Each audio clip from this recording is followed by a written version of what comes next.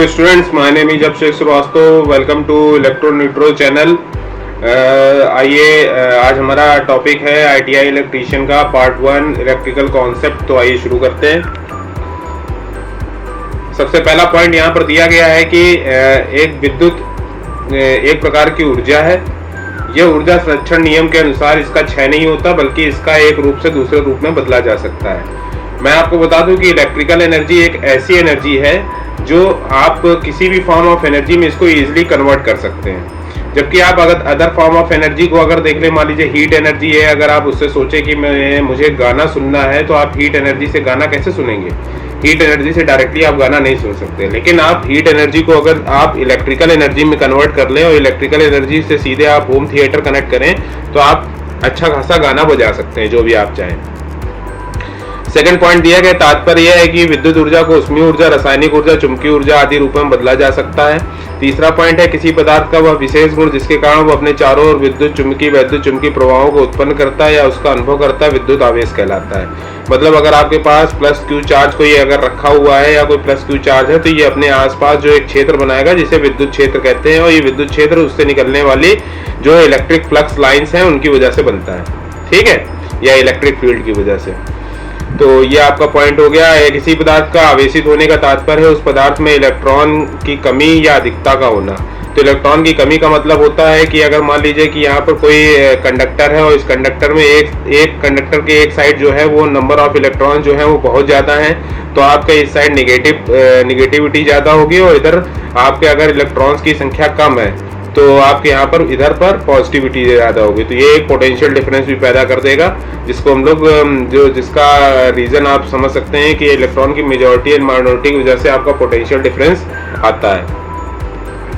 विद्युत की खोज सर्वप्रथम 2500 वर्ष पूर्व यूनानी वैज्ञानिक थेल्स ने घर्षण के द्वारा एरोनाइट की छड़ को एक रेशम से रगड़कर उसके द्वारा कागज के छोटे छोटे टुकड़ों को आकर्षित करने में सफलता पाई थी, तथा इसकी व्याख्या बेंजामिन फ्रैंकलिन ने किया था। इसके बाद इसका पॉइंट है, इस प्रकार विद्युत का कोई भी व्यावसायिक उपयोग नहीं किया जा सकता है। जैसे स्थितिक विद्युत, जिसे स्टैटिक इलेक्ट्रिसिटी का नाम दिया गया, इसका कोई व्यावसायिक उपयोग नहीं किया जा सकता, ठीक है। 19वीं शताब्दी में वोल्टा नामक वैज्ञानिक ने रासायनिक अभिक्रिया द्वारा चलित विद्युत पैदा किया था, जिससे चालक तारों के द्वारा स्थानांतरित किया जा सकता था। यह चल विद्युत डायनेमिक इलेक्ट्रिसिटी कहलाया। डायनेमिक इलेक्ट्रिसिटी का मतलब होता है कि विद्युत का एक स्थान से दूसरे स्थान तक जो स्थानांतरण हो रहा है, उसमें आपका जो विद्युत जा रही है वो डायनेमिक इलेक्ट्रिसिटी है, और जिस विद्युत का स्थानांतरण नहीं होता उसे हम लोग स्टैटिक इलेक्ट्रिसिटी बोलते हैं या स्थैतिक विद्युत बोलते हैं। इसके बाद फैराडे ने चुंबकीय बल रेखाओं का धात्विक चालन द्वारा लगातार छेदन करके भी चल विद्युत का उत्पादन किया था। फैराडे लॉ ऑफ इंडक्शन में हम लोग ये जानते हैं कि Faraday law of induction is equal to -n d∅dt, जिसमें आपको फैराडे ने बताया था कि अगर किसी भी चुंबकीय क्षेत्र में किसी भी चालक को अगर इधर उधर घुमाया जाए तो उस चालक में विद्युत वाहक बल उत्पन्न हो जाता है। अगर आप किसी भी स्थिर चालक के आसपास कोई भी चुंबकीय क्षेत्र को इधर उधर घुमाएं या उसका स्थानांतरण करें, स्थान परिवर्तन करें, तो उस चालक में विद्युत वाहक बल उत्पन्न हो जाता है। अगर चालक अपना परिपथ पूर्ण करता है, चालक का परिपथ अगर पूर्ण है, अगर वो लूप बनाता है, तो उसमें धारा भी प्रवाहित हो जाती है, ठीक है। चालक में अगला पॉइंट आपका क्या है, चालक में आवेश प्रवाह की दर को विद्युत धारा कहते हैं। मतलब अगर आपका इलेक्ट्रॉन एक जगह से दूसरे स्थान तक स्थान परिवर्तन कर रहा है, तो वहां पर एक विद्युत धारा आई जो है वो जाएगी। एक कूलॉम आवेश को अगर 1 सेकंड लगता है एक स्थान से दूसरे स्थान तक जाने में, तो वहां पर 1 एम्पियर की धारा प्रवाहित होती है। चलिए आगे बढ़ते हैं। वैद्युतीय दुर्घटनाएं, इलेक्ट्रिकल एक्सीडेंट किस वजह से होते हैं? विद्युत क्षेत्र एक अत्यंत संवेदनशील क्षेत्र है, बिल्कुल सही बात है, जिसमें कार्य के दौरान दुर्घटना की निरंतर संभावना बनी रहती है, जैसे विद्युत का झटका लगना या आग पकड़ना इत्यादि।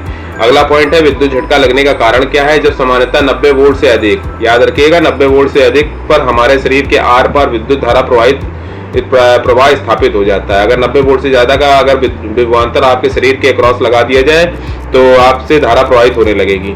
हमें एक झटके का अनुभव होता है जिसमें विद्युत धारा 100 मिली एम्पियर तक की आपके शरीर से प्रवाहित होती है, ठीक है। उपरोक्त कारण से ही जलयानों, थलयानों तथा वायुयानों आदि में सप्लाई वोल्टेज 110 रखा जाता है, ठीक है। किसी व्यक्ति को लगा झटका इस बात पर निर्भर करता है कि विद्युत धारा की कितनी मात्रा कितने समय तक उस व्यक्ति के शरीर से प्रवाहित हुई है। अर्थात 10 मिली एम्पियर की धारा 3 से 4 सेकंड तक प्रवाह हो जाए तो व्यक्ति की मृत्यु हो सकती है। याद रखिएगा, 10 मिली एम्पियर की धारा अगर 3 से 4 सेकंड तक प्रवाहित हो जाए शरीर से तो व्यक्ति की मृत्यु हो सकती है। अगला पॉइंट क्या है? अगला पॉइंट देखते हैं। विद्युत दुर्घटनाओं से बचने के लिए कार्यशालाओं में लगे सुरक्षा संकेतों का अनुपालन करना चाहिए। प्रत्येक कार्यशाला में अग्निशामक यंत्र आवश्यक रूप से उपलब्ध होने चाहिए, क्योंकि विद्युत के शॉर्ट सर्किट अथवा किसी अन्य कारण कार्यशाला में लगी आग की रोकथाम आवश्यक है। आग की किस्में कितने तरीके की होती है? श्रेणी ए की आग। श्रेणी ए की आग कहाँ होती है? लकड़ी, कागज, कपड़ा, जूट आदि में लगी आग श्रेणी ए की आग कहलाती है। श्रेणी बी की आग ज्वलनशील द्रवों, ठोसों जैसे मिट्टी का तेल, डीजल, पेट्रोल आदि में लगी आग श्रेणी बी की आग कहलाती है। ठीक है, याद रखिएगा, श्रेणी ए की आग, श्रेणी बी की आग के बारे में। श्रेणी सी की आग के बारे में जानते हैं। श्रेणी सी की आग क्या होती है? सिलेंडर आदि में भरी एलपीजी गैस में लगी आग श्रेणी सी की आग कहलाती है। ठीक है, और चौथा क्या है? श्रेणी डी की आग। 4 श्रेणियों में बांटा गया है आपको। श्रेणी डी की आग क्या होती है? बिजली के तारों, उपकरणों तथा अन्य धात्विक पदार्थों में लगी आग को बुझाने के लिए कार्बन डाइऑक्साइड या सीटीसी यंत्र का उपयोग करते हैं। ये श्रेणी डी की आग कहलाती है। अग्निशामक यंत्र के बारे में जानते हैं, जो आग बुझाता है। यह एक ऐसा उपकरण है जिसके द्वारा जलती हुई वस्तु पर द्रव, गैस या चूर्ण का छिड़काव करके आग पर काबू किया जा सके। निम्न प्रकार के होते हैं। पहला होता है आपका जलयुक्त अग्निशामक यंत्र। इस प्रकार के यंत्र में वायुदाब के साथ जल भरा रहता है, जिसकी बौछार आग पर करने पर आग पर काबू पा सकते हैं। यह श्रेणी ए की आग बुझाने के लिए उपयुक्त है। दूसरा पॉइंट, झाग पैदा करने वाला अग्निशामक यंत्र। इस प्रकार के यंत्र जल की बौछार के साथ साथ झाग भी छोड़ते हैं। इस प्रकार के अग्निशामक यंत्र श्रेणी बी की आग बुझाई जाती है। ठीक है, तो तीसरा है शुष्क पाउडर वाला अग्निशामक यंत्र। इस प्रकार के यंत्र में जल के स्थान पर वायुदाब के साथ अज्वलनशील चूर्ण भरा होता है। इसका उपयोग श्रेणी सी की आग को बुझाने के लिए करते हैं।